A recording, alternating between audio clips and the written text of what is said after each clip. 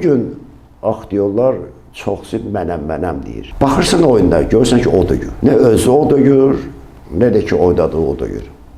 Amma özünü tərifləyir. Bunun üçün də yol açılır. Çağırırlar kanala, bizim Respublikanın xalq arzusu, istedadlı aktyorumuz, filan. Əvəz olunmaz aktyorumuz. Amma əslində elə deyil.